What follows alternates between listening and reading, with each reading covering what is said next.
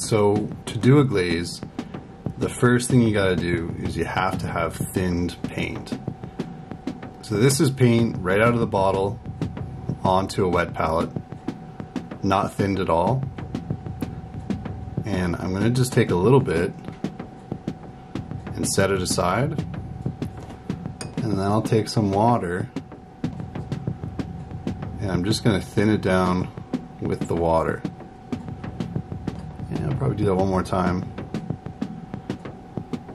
And now I'll take it, dab it on some paper towel. I'll show you here how I test. Get your thumb, and you're just going to put it across your thumb. Do you see how it's a little bit more transparent? You can actually see through the paint.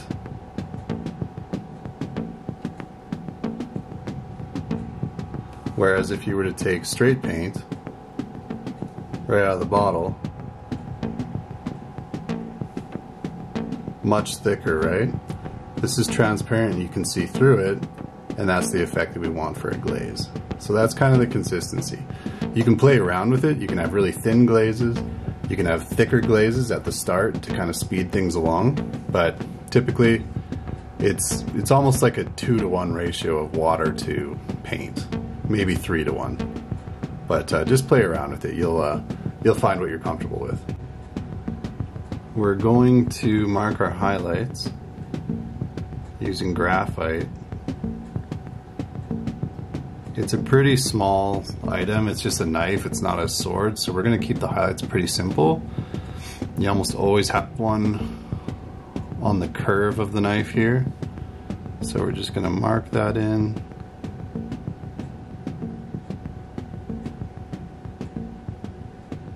Like so. We don't really care too much about being super clean.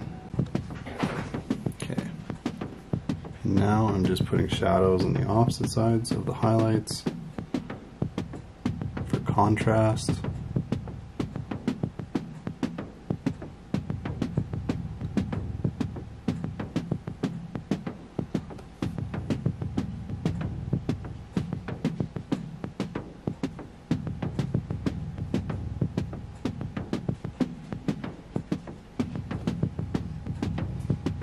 Okay, so if you were to like squint your eyes and blur your vision, you would kind of see where we're going with this.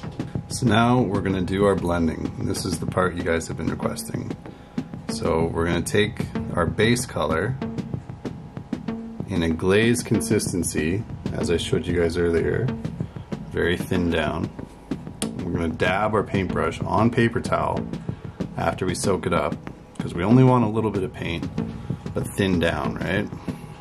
And we're gonna blend this highlight to the base color. So we got the base color. We're gonna put our paintbrush down on the highlight and drag it over into the base color area.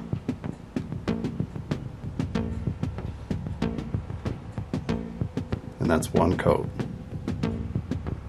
It's gonna be hard to see at the start, but over time it'll slowly build up and you'll get the idea.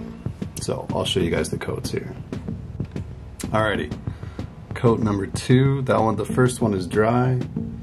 Take our glaze consistency, dab it on the paper towel, and again we're going to start in the highlight and drag to the mid-tone. We started around here last time, so we're going to start just a little bit later than that.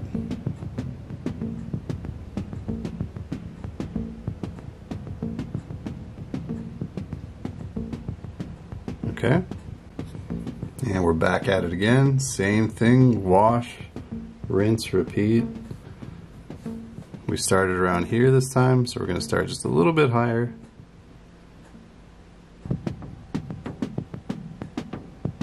You can see that color starting to build up as the gray color starts to fade. So, again, glaze consistency onto the paper towel.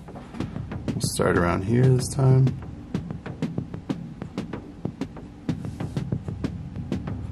I'd say that's pretty good already. Why is it focusing on my hand? There you go.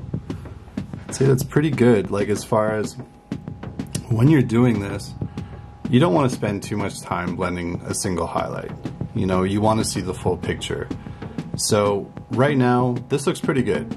I would accept this, and I would move on to the shadows and to the highlights. Finish it all, and then you can kind of come back and touch things up and improve upon it when you kind of see the big picture of it. But for now, I'm pretty happy with where this is. I'll probably come back to it, but let's finish the rest of the shadows and highlights, and we'll take a look at it and see how it looks. Alright, so here's our knife, just a little bit more blended, but each highlight now has a bit of a blend, and so did the shadows. So one thing you guys might run into is you'll be glazing into a color, like let's say the blue into the gray, and you don't really like how much area the blue took over. You feel like you lost kind of the area, you want the highlight to be bigger or the shadow to be bigger. So what you do is you're just going to take the color that you want to bring back, and you thin it down to a glaze consistency, and you're just going to do the opposite of what you did before. And sometimes this can actually help the blend too. It can make it look a little bit better. But we're just going to apply it here.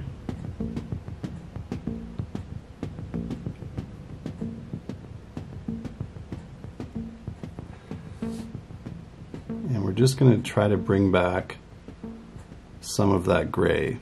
Once it dries, it'll look a bit better. It's always kind of bad when it's wet.